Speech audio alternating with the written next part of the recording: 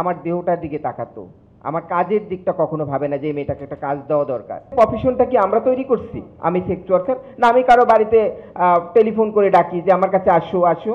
যৌন পেশা কখনোই বন্ধ হবে না। এটা এমন একটা প্রফেশন, মানুষের শরীরে যতদিন জৈবিক ডিমান্ড থাকে ততদিন এই প্রফেশনটাও বেঁচে থাকবে।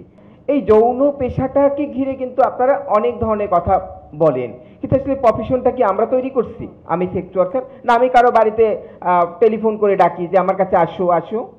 আসে কারা? আপা, এখানে একজন আপা বলে গেল তিনি ইউনিভার্সিটিতে পড়ায়, তার স্টুডেন্ট আমার কাছে আসে। আমি কি ভার্সিটিতে কি কার্ড ফেলে আসছি, না আমার বাসার ঠিকানা দিয়ে রাখছি? আসে কেন? তার প্রয়োজন। তো সেটার উপরে আপাতত কোনো রিসার্চ আছে, কোনো গবেষণা আছে খদ্দেরদের উপরে? খদ্দেরদের ডিমান্ড কোথায়?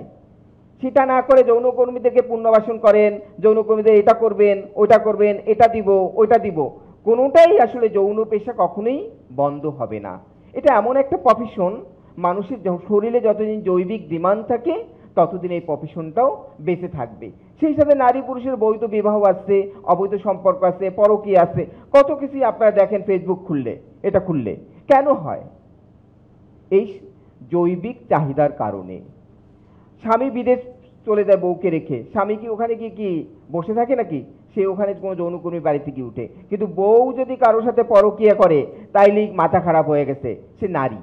তাহলে নারীরা এই প্রফেশনে ভিকটিম হিসেবে আপনারা দেখাচ্ছেন, কিন্তু নারীকে মর্যাদার জায়গায় থেকে যদি এই প্রফেশনে দেখান তাইলে কিন্তু এই সব সমাধান হয়ে যাবে। সেই সমাধানের জায়গাটা আমাদের খোঁজা দরকার।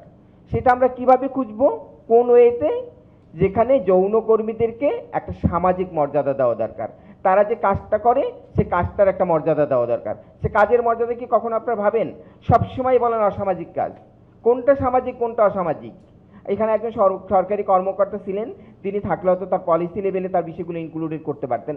আমি জানি না, নারী পক্ষ দীর্ঘদিন কাজ করে। আপা আপা অনেক দিন থেকে অপরাজয় বাংলার মাধ্যমে যৌনকর্মীদের সঙ্গে বিভিন্ন বিষয়ে আপার কাজ ছিল, কিন্তু কই যখন যে ইস্যু আছে সেই ইস্যুতেই কথা হয়, কিন্তু পলিসি কিন্তু কোনোদিনও চেঞ্জ হয় না। আবার যৌনকর্মীদের ভয়েসটাকে কিন্তু সেভাবে নেওয়া হয় না। আমার সামনে দুজন যৌনকর্মী এসে জামালপুর থেকে, তারা তাদের চাহিদা কি, তাদের ডিমান্ড কি, এত মানুষ কথা বলে গেল, ওনারা দুজন কিন্তু কথা বলতে পেরেছে এখন পর্যন্ত। এখানে একজন পলিসি লেভেলের লোক আছে, চলে গেল, তাদের তো কোনো বক্তব্যই নেই। তাহলে তারা কি বলবে? তাদের ডিমান্ডটা কোথায়? আমি এই প্রফেশনে এসেছি, আমার জীবন কোনো না কোনো কারণে আমি চাকরি খুঁজতে ঢাকায় এসেছি, কিন্তু চাকরি না পেয়ে আমি বিভিন্ন জায়গায় গিয়ে যৌন হেনস্থার শিকার হয়েছি। মানুষ আমাকে আমার দেহটার দিকে তাকাতো, আমার কাজের দিকটা কখনো ভাবে না যে এই মেয়েটাকে একটা কাজ দেওয়া দরকার। এই মেয়েটা কাজ দিলে যৌনকর্মী হতো না, যেটা জাহানারা বলছে যে আমারও ভাগ্য খারাপ হলে আমি এই পোষে আসতে পারতাম। কাজেই সেই জায়গাগুলি আমাদের খতিয়ে দেখা দরকার, যে কোন কোন জায়গায় আমাদের গ্যাপ রয়েছে রাষ্ট্র পরিচালনার জায়গায়, আর যৌনকর্মীদের জন্য মর্যাদার জায়গা তৈরি করা দরকার। এইটুকুনি আমার বলা, আর কিচ্ছু না।